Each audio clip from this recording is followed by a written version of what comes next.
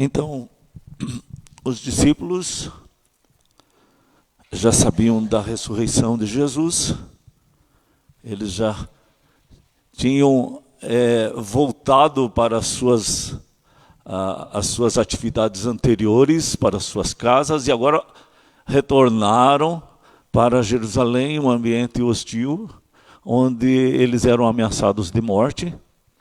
Mas agora eles já tinham conversado com Jesus e as coisas estavam muito mais claras para ele, não tudo tão claro, mas muito mais claro. E agora era o momento que Jesus ia subir ao céu. E aí ele tinha prometido já ao Espírito Santo nos dias que ele andou com os seus discípulos. Lá em João 14 você pode ver isso. Também em João 16, ele fala: eu não vou deixar vocês sozinhos, eu vou enviar o Espírito Santo. E é interessante, eu gostaria que você abrisse lá em João 14, é um versículo muito importante para a gente prestar atenção nele. É o verso 16 e o verso 17. Ele diz assim: eu rogarei ao Pai, Jesus está falando, e Ele vos dará outro Consolador, a fim de que esteja para sempre com vocês. O Espírito da verdade que o mundo não pode receber, porque não o vê, nem o conhece.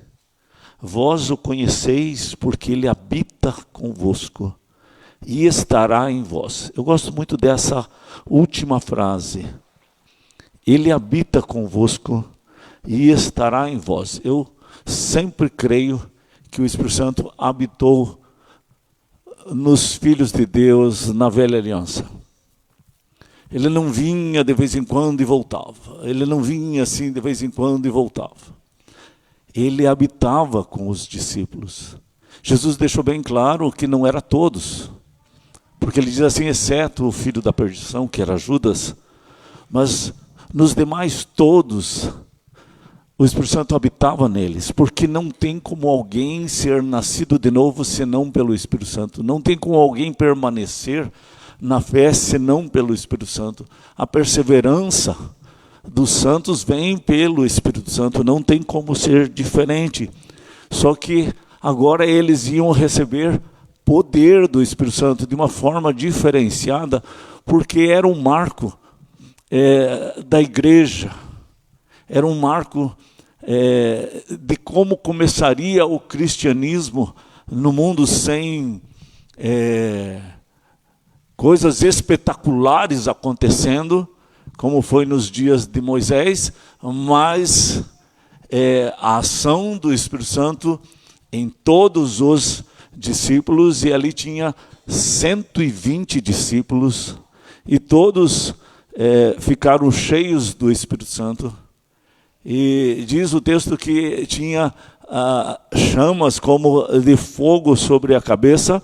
Eu creio que sempre dá a ideia do que é o fogo, no sentido de purificar. O fogo sempre representa a purificação, separar o joio do trigo, separar aquilo que é impuro daquilo que é puro.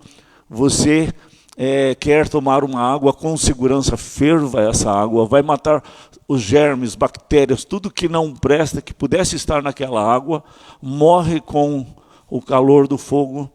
O fogo do inferno também representa a ira de Deus contra o pecado da humanidade, mas também, principalmente, contra as trevas, contra o diabo e os seus anjos, porque o inferno foi feito para eles e não foi feito para o homem.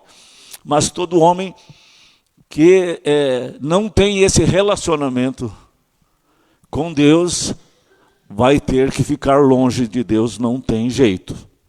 Então eu queria meditar bem sobre o verso 8, mas recebereis poder ao descer sobre vós o Espírito Santo, e sereis minhas testemunhas, tanto em Jerusalém como em toda a Judeia, Samaria e até os confins da terra. A gente poderia falar sobre o poder, poderia falar sobre ser testemunha, e também a questão de que começa onde você está, Aí você vai falar de Jesus também para outro bairro, e aí você também vai falar de Jesus para São João, aí você vai falar no Paraná, e você vai falar para outros estados, para o Brasil, para outros países. E eu entendo que ele está falando isso, mas ele está dizendo assim de uma forma simultânea. Você fala aqui, mas você fala ali, e também fala acolá. Não é primeiro aqui, vamos nos fortalecer para depois evangelizar outro bairro. Vamos nos fortalecer para depois evangelizar outra cidade. Não, sempre. A ideia é avançar. E não estar só gastando tempo com aqui. Precisa gastar tempo com outros lugares, porque o texto fala de uma coisa simultânea, não primeiro aqui, depois lá, e só faz lá se fez primeiro aqui. Não funciona dessa forma. Mas eu quero me dedicar a falar sobre 3 palavras, que é santificação, a unção e o poder. Os discípulos precisavam disso. E então eu queria me deter nessas 3 palavras. Jesus ele fala para Pedro assim: Pedro, quando você se converter, ninguém sabe como é que termina? Quando Pedro, quando você se converter, o que você tem que fazer? Apacenta o meu rebanho. Tem muita gente que ia se ofender com Jesus. Jesus está falando que eu não sou convertido. Jesus não está falando no sentido de que você vai para o inferno. Jesus está falando assim que a conversão é uma coisa que também acontece progressivamente. Pedro, o Espírito Santo já habitava em Pedro. Ele já tinha nascido de novo, Jesus diz lá no lava-pés. Mas precisava haver santificação, consagração, purificação, dedicação. Nós já estudamos sobre essas 4 palavras que estão incluídas só no primeiro ponto aqui. Essa questão da santificação. Então, o fato da pessoa já se ofender mostra que ela está aquém. Que ela não entendeu o termo que Jesus usou para Pedro. Jesus não estava dizendo que Pedro ele estava indo para o inferno. Mas que ele ainda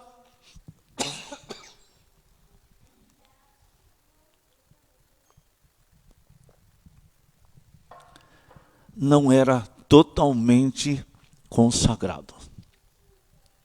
Não era totalmente à disposição de Jesus. Que ele ainda tinha áreas na vida dele que não pertenciam ao Senhor.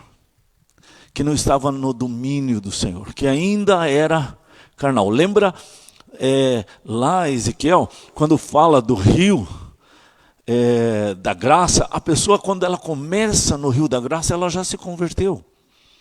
Mas só molhava os pés. Depois ela caminha e molha o joelho, depois a cintura, até chegar um dia que ela está toda debaixo deste rio. E é isso que ele está falando aqui, da necessidade que Pedro e os demais tinham de prosseguir na vida cristã, de crescer, de ser tomados pelo Espírito Santo.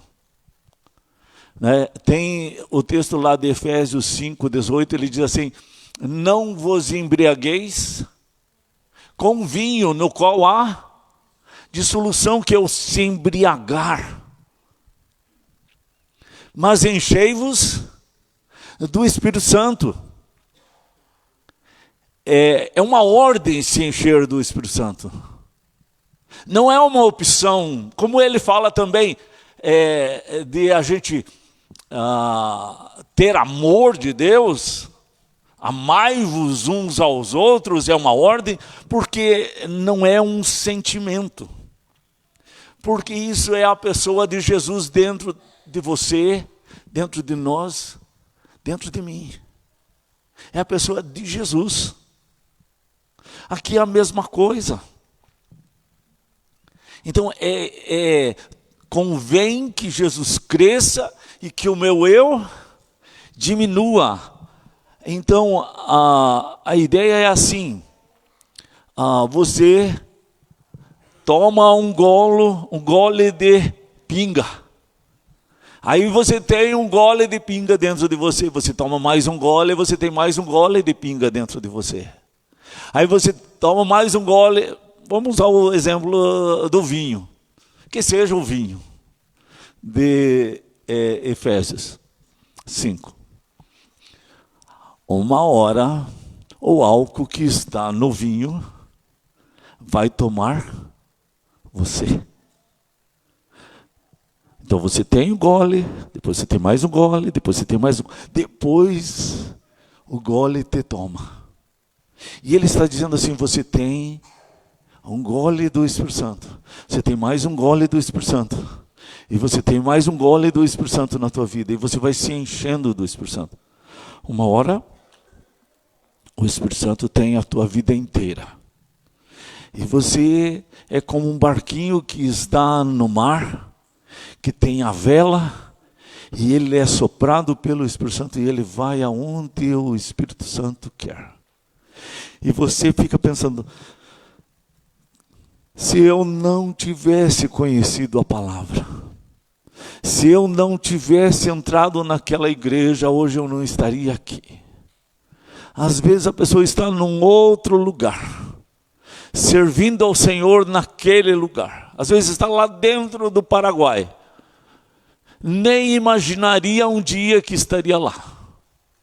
E está lá porque um dia a pessoa começou a ouvir a palavra. Começou se aprofundar com Deus. Viver com os irmãos. E um dia Deus o chamou para ter uma missão lá no interior do Paraguai. Você não vai aonde você quer. Você vai aonde Deus quer. Esse é o chamado de Deus. É aquele que é discípulo de Deus. Mas a santificação, por que eu coloquei a santificação em primeiro lugar, quando o versículo nem fala sobre santificação? É que eu quero chamar atenção para isso,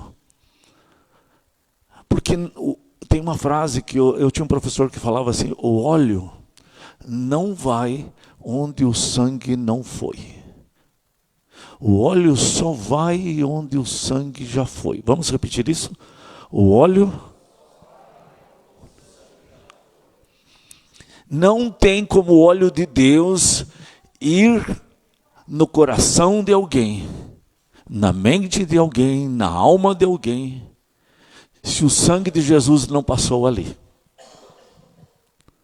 Qualquer óleo de igreja, do que for, que o sangue de Jesus não tenha passado, é óleo de fundo de quintal. É um óleo que a Jô comprou, que tem ali as indicações que é um óleo perfeito. Até o Tiago disse, eu quero comprar desse óleo porque é muito bom. Ele é falso, Tiago. Não é verdadeiro. E ele não é bom para o consumo humano. Porque ele é mais ácido do que deveria ser. Mas você olha no rótulo, está tudo perfeitinho. O sabor é excelente. Mas ele é de fundo de quintal. E aí Deus conhece. E não tem como enganar a Deus. A Bíblia fala assim que Arão era o sacerdote do povo de Deus, que tinha que abençoar o povo de Deus. Arão. Mas se você for olhar no texto da Bíblia, quando Arão foi chamado para abençoar, eles fizeram um ritual antes com Moisés. E foi colocado o sangue do cordeiro na orelha direita de Arão, no polegar direito de Arão, no polegar do pé direito de Arão. Onde ele caminhasse tinha que ser purificado pelo sangue de Jesus. Aonde ele tocasse tinha que ser purificado. O que ele ouvisse tinha que ser purificado. Ele não poderia ouvir voz estranha, de lugar estranho. Ele precisava ouvir a voz de Deus para poder abençoar. E ele só foi abençoar quando foi feito isso. Porque é isso que precisa ser feito. Havia também no templo uma lâmpada que ela precisava ficar acesa o dia, a noite, e todo o fogo que fosse feito no templo ou no tabernáculo, quando ia sacrificar o cordeiro, o que fosse feito precisava pegar a chama daquela lâmpada, e ela nunca podia se apagar. Tanto que Samuel, ele ficava cuidando da chama dessa lâmpada. A ideia na Bíblia é que não pode ter fogo estranho, um fogo que venha de um outro lugar. Esse fogo que vem de outro lugar, ele pode ser contaminado. Então ele está dizendo assim,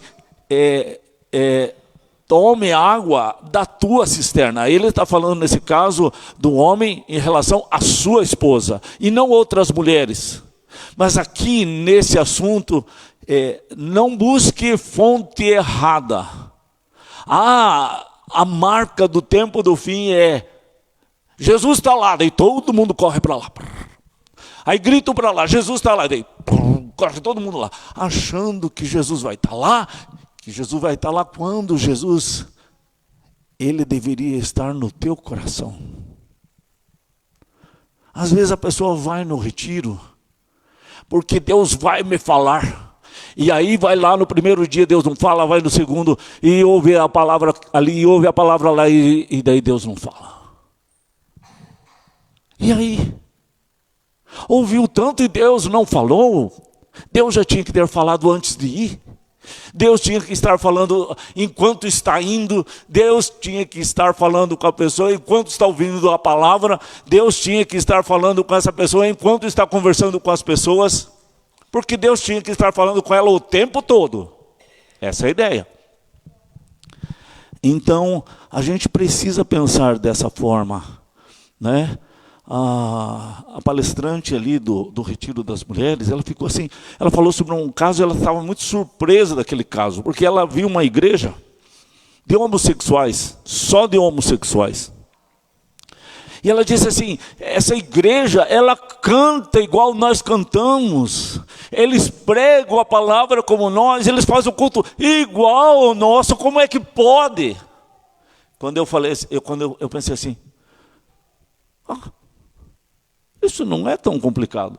Às vezes a gente faz culto, como os nossos cultos, e a gente não paga conta, fofoca, fica guardando mágoa, ressentimento, vive a vida egoístamente, não se desprende das coisas desse mundo, não tem a vocação de Deus no coração, busca a bênção de Deus, mas não busca o próprio Deus, e aí vive em malícia. Então essas coisas são hipocrisias, e Jesus foi uma pessoa que denunciou muito a hipocrisia da igreja na época, né? Quando a gente teve a missão com os holandeses no Rio Grande do Sul, alguns irmãos, pastores, questionaram alguns holandeses, mas como vocês na Holanda, a igreja de vocês, o pessoal fuma, como que vocês mantêm a fé em Deus fumando? Eu não concordo assim com a resposta que você responde um pecado com outro pecado, né? Mas ele fez. O holandês, ele falou assim, bom, dentro da nossa igreja tem muita gente que fuma mesmo. Mas aqui, quando a gente se reúne entre as lideranças, a gente vai em restaurante, rodízio, no domingo, no dia do Senhor, a gente não santifica o dia do Senhor. Muita gente está ali trabalhando, para quê? Para nos servir no dia do Senhor. Na Holanda não pode fazer isso. E a gente come muita pizza, a gente come rodízio, a gente come muito, a gente peca com a glutonaria. E na Holanda a gente é contra isso. É fácil de apontar o erro dos outros e não consegue olhar o próprio erro, o próprio pecado. Então, às vezes, a gente se escandaliza com o pecado que a humanidade está caminhando. E a gente não se escandaliza, nós como filhos de Deus, o pecado que a gente está fazendo. Porque se eles estão nas trevas, eles estão pecando o tempo todo. E se eles tomarem a ceia, e se eles entrarem aqui e tomarem a ceia, não vai fazer diferença nenhuma em relação ao céu, porque eles não vão para o céu. Mas se você é filho de Deus, você vai para o céu. E você não perdoa o teu irmão. Você não se acerta com o teu irmão. E você participa da ceia, Deus diz assim, você está tomando juízo para si. Então acerte primeiro com o teu irmão e aí tome. Então isso chama-se santificação. Ele fala assim, antes de você trazer a oferta, acerte com Deus aquilo que você está errado. Pede perdão para Deus, para que Ele daí aceite a tua oferta. Porque senão também não vai dar certo, porque isso é santificação. O óleo só vai aonde o sangue já passou. A outra palavra é unção. A unção era um ritual que se fazia no Velho Testamento para... Quando Deus escolhia uma pessoa para ser rei, sacerdote, profeta, então o profeta ele pegava e ungia aquela pessoa que Deus tinha escolhido. Deus ordenava, como ordenou, é só você ler as passagens que falam da história de Elias, Eliseu, e como Deus ordenou que ele ungisse tal rei, ungisse tal profeta, o próprio Samuel que ungiu a Davi. Então, a unção era uma forma visual de dizer assim, Deus escolheu essa pessoa, e agora a gente vai derramar um óleo sobre a cabeça dela, é um óleo muito perfumado. E aonde a pessoa ia, todos sentiam aquele perfume e sabiam que algo especial tinha acontecido com aquela pessoa. O óleo também significava cura. E ele na Bíblia significa gratidão, porque a palavra gratidão vem desse óleo. Mas existe óleo também de fundo de quintal. Eu lembro quando eu estudei no seminário em Recife, tinha igrejas que vendiam óleo da unção. Em Quedas do Iguaçu, eu lembro alguns anos atrás, que tinha um pastor de uma determinada igreja que alugava o avental dele, para a pessoa alugar, levava para casa e colocava sobre o doente, e o doente ficava curado. Outro vendia ou alugava, sei lá, não, acho que não alugar não, vendia o suor dele, e aí você passava o suor em você e você ficava curado. São óleos de fundo de quintal, né? Deus, ele nos encoraja falando a respeito de Elias. Deus diz assim, Elias foi um homem como qualquer um de nós. Mas um dia Elias orou e parou de chover sobre a terra. E depois ele orou e veio chuva sobre a terra. Deus está dizendo assim, você também pode ser um homem ou uma mulher que Deus responde a sua oração. Se você for uma pessoa que entrou nessa escolinha de Deus da santificação, da consagração, da dedicação, né? E ele... há um relacionamento entre você e ele diz, eu ouço a tua oração, eu respondo a tua oração. Você não precisa fazer o templo de Salomão para eu ouvir a tua oração. Onde você estiver, eu vou estar com você. Quando 2 ou 3 estiverem reunidos em meu nome, eu estou ali no meio, e ele garante isso, né? Então, a gente só precisa cuidar para não ter o fogo estranho, o óleo estranho. Deus chama cada pai aqui, o Marquinho, cada pai, para orar pelos seus filhos. O Rafael, quando a gente batiza as crianças, uma coisa que é perguntado e é colocado aqui, além de dizer você acredita, você crê que teu filho nasceu em pecado, mas uma outra coisa é, você promete orar todos os dias por ele, levá-los assiduamente à igreja, à comunhão com os irmãos. Porque a gente tem a tentação de, quando está chateado com a igreja, querer fazer o nosso culto em casa. E a gente começa a se dar mal nesse sentido, né? Então, quando um pai ora todos os dias pelos seus filhos, ele está consagrando, tem a ver com a unção. Eu já presenciei assim uma igreja que foi embora todos os líderes da igreja, a maioria. Entrou em causa a igreja. Profecias de pessoas contra outras pessoas. Profecias de uma contra a outra. Isso na presbiteriana. Certo? Também eu já vi lares. Quando morreu o pai, muitas complicações naquele lar. A importância de você se colocar em oração. E nesse sentido, ele diz assim, você vai ser minha testemunha.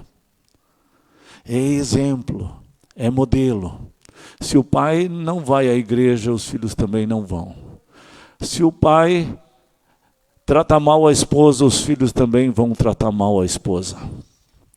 Se o pai não é devoto, não é consagrado, não tem um amor fervoroso, também os filhos não serão. Porque ele é exemplo, ele é modelo no mundo espiritual. Por isso, as mães precisam orar pelos seus maridos, para que eles sejam homens de Deus, homens exemplares. E se eles não estão sendo, precisa orar para isso, né? Acredito que é posição da Andréia se colocar em oração, se ajoelhar, chamar a igreja para orar pelo Edson, né? Isso é necessário, né? A gente lutar pela vida dos nossos irmãos, dos homens desta igreja, né? Então, quando um filho vê o pai pedindo perdão, quando ele vê o temor de Deus no coração dele, nos negócios dele, na forma que ele trata a esposa, eles querem ser assim, né? Quando o menino mais velho do Juliano viu a forma que o Juliano cuidava do pai dele, ele disse, pai, se um dia o senhor ficar doente, eu quero te cuidar assim. Eu prometo que vou te cuidar. Porque é o exemplo, né? Isso é unção. Quando na política é contra o trabalho infantil, é contra o uso da disciplina, da vara da disciplina, é contra o gênero macho e fêmea, começa a defender outros tipos de ideologia. E o pai não ensina o filho a trabalhar, no mínimo, o filho em casa ter uma tarefa, trabalho. Ele também está abrindo brecha para todas essas outras porcarias. Então a gente precisa ter assim posicionamento. É muito importante aquele momento de oração, aquele culto doméstico que o pai chama os filhos para orar, desliga a televisão, desliga as brincadeiras, desliga as outras coisas, porque é um tempo especial de falar com o Pai Celestial, e esse é um momento especial. A outra palavra que ele fala, e é a palavra principal desse texto, é poder. Que ele está chamando a atenção aqui, mas recebereis poder ao descer sobre vós o Espírito Santo.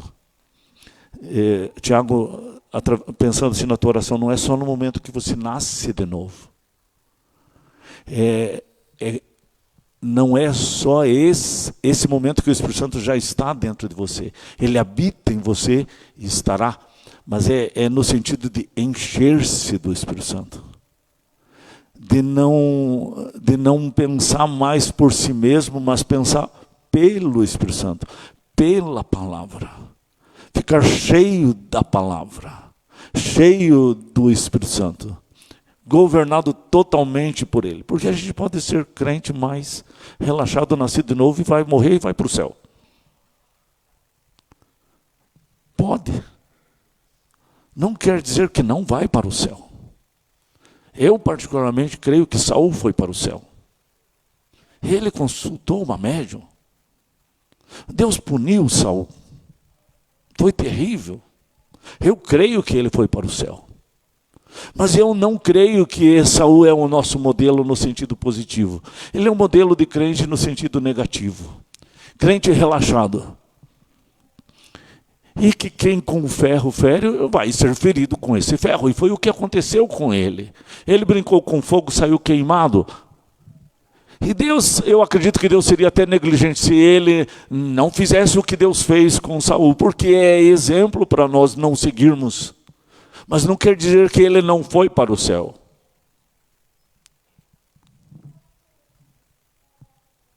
A gente precisa ter o exemplo positivo como Davi, que teve pecados terríveis, mas achou graça diante de Deus e perdão porque achou arrependimento. E às vezes o irmão na fé não acha arrependimento, mas ele achou. E nesse sentido eu creio que Deus o chama homem segundo o coração de Deus. E essa palavra poder, tem uma igreja que eles chamam de dunamis, não sei se vocês já ouviram falar. Essa palavra dunamis é a mesma palavra aqui, só que no original que eu aprendi não é dunamis, ela é dinamis. Porque esse U aí que se lê dunamis é um Y. Então, o Y você não fala com U, você fala com I, né? Tipo I francês. Dinamis. De dinamite, depois vem a palavra dinamite, dessa palavra aqui que é usada aqui, poder. Também dínamo do carro, outras coisas, pode ser usada essa mesma palavra. É como se fosse uma granada.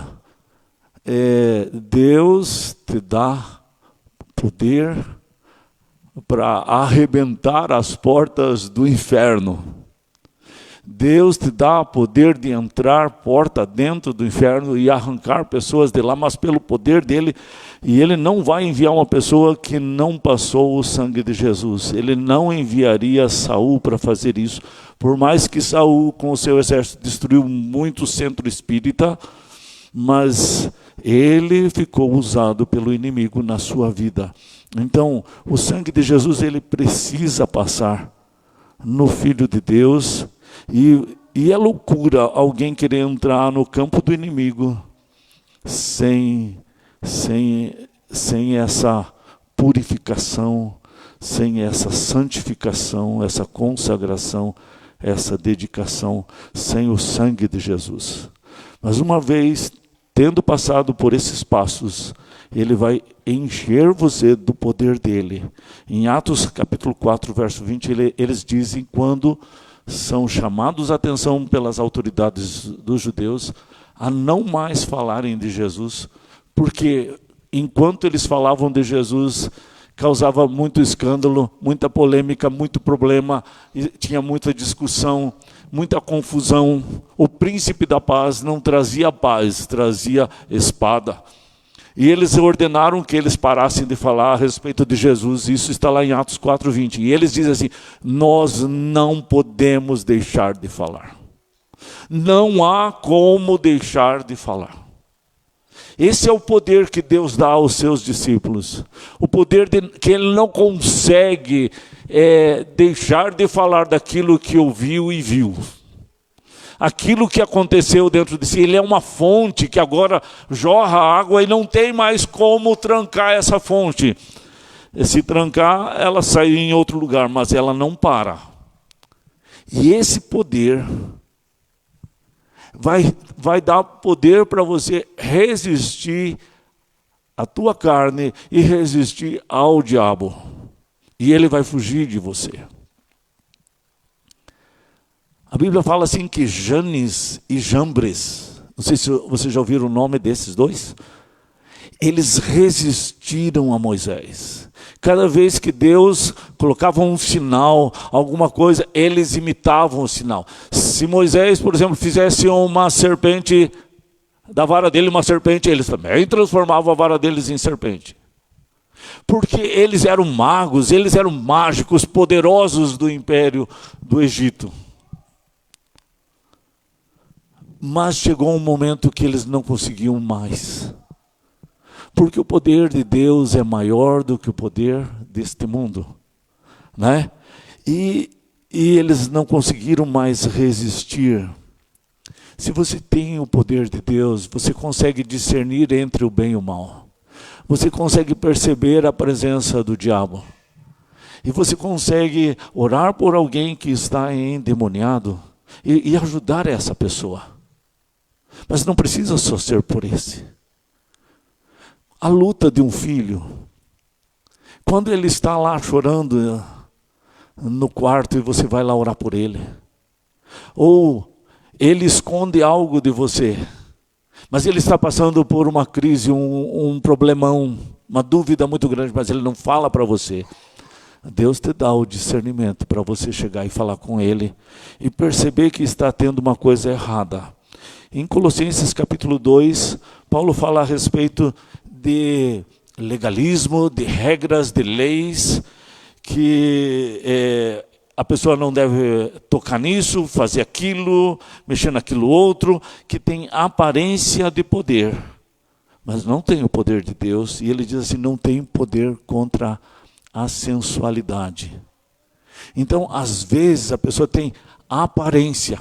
É como se a vida espiritual dela é como se fosse pena. Então é tudo bonito. Mas você joga um balde d'água naquelas penas, o que faz? Vira um frangote. Aquele cachorrinho de pelúcia, né? Ele vai na chuva, vira aquele negócio horroroso. Porque aparência é só aparência. Na hora da tentação sobre sexo, a pessoa não consegue vencer a pornografia, não consegue vencer o olhar, não consegue vencer o pensamento malicioso. Por quê? Porque só está em aparência, aquilo que é exterior. Né? Eu lembro assim de um colega meu, que ele colocava panos na janela, tudo, para que ele pudesse orar na penumbra, porque aquilo mexia com ele. Tem coisas que mexem com o nosso emocional, mas não tem poder contra a sensualidade. Tanto que nesse texto de Efésios 5:18, quando ele diz, não vos embriagueis com vinho, ele diz, encha-se do Espírito Santo. Billy Graham, ele viu na igreja batista que ele foi, os diáconos todos reunidos lá para disciplinar um diácono que estava alcoolizado. Aí o Billy Graham perguntou, vocês também reúnem os diáconos da igreja para disciplinar a um diácono que não está cheio do Espírito Santo? Porque a regra é a mesma, não embriague com vinho. A outra regra, encha-se do Espírito Santo. Então, às vezes a gente não consegue ver o outro lado da moeda. A gente só vê o lado, o cara estava embriagado. Mas a gente não percebe que a gente precisa ficar cheio do Espírito Santo. Que os discípulos eram iletrados, mas o texto ali de Atos diz assim que eles falavam com poder, com autoridade, com intrepidez. É só você continuar lendo o livro de Atos, você vai ver, e milhares de pessoas que se converteram. A última palavra que eu queria chamar a atenção, quando houve a revolução socialista na China, Mao Tse-tung, ele reuniu as Bíblias do povo cristão. Na época tinha 1 milhão de cristãos na China. E a montanha era tão grande de Bíblia, que foram 3 dias queimando aquelas Bíblias até apagar o fogo. Ali na década de 80, quando eles começaram a fazer as pesquisas de quantos cristãos tinha na China, tinha mais de 100 milhões de cristãos. Então, o que eu quero dizer, Esse é o poder de Deus. Lá no início, quando colocaram os cristãos nas arenas para serem mortos, normalmente a pessoa saía gritando, porque vinham os leões, vinham os animais e matavam. E viravam um espetáculo para chamar a atenção do mundo inteiro, aquelas arenas. Quando as famílias de cristãos eram trazidas para dentro dessas arenas, vinha a família inteira. E todos ficavam reunidos cantando, e ninguém saía gritando, e os animais vinham e matavam todos. Só que os italianos que estavam assistindo, que vieram para ver a correria e a gritaria, começaram a ver, mas como que eles morrem dessa forma? São tão fraquinhos, não sabem usar armas, não são musculosos, são magrinhos, fracos, porque eram escravos. Mas veja o jeito que eles morrem, eles não têm medo de morrer. Eles não saem gritando. E nos problemas que os italianos tiveram na família, eles iam buscar dos escravos conselho. E os italianos foram se convertendo vendo o testemunho dos cristãos. Hoje, os cristãos fazem negócio com a palavra. Jesus tinha previsto isso. Jesus falou que isso iria acontecer. Vão fazer negócio de vocês. Vão mercadejar a palavra. Um alto negócio. Nós vivemos num tempo de esfriamento da fé por isso também. E a gente precisa ficar alerta. Porque a gente precisa ajudar os filhos a terem antídoto contra o esfriamento da fé, a apostasia. Então é um tempo que você precisa mais ouvir ainda essa palavra. Se dobrar diante de Deus, consagrar os seus filhos, santificar os seus filhos, ser modelo para eles, modelo para aqueles que você está testemunhando de Jesus, porque o tempo está indo para o fim e a gente precisa mais que nunca firmar nossas estacas.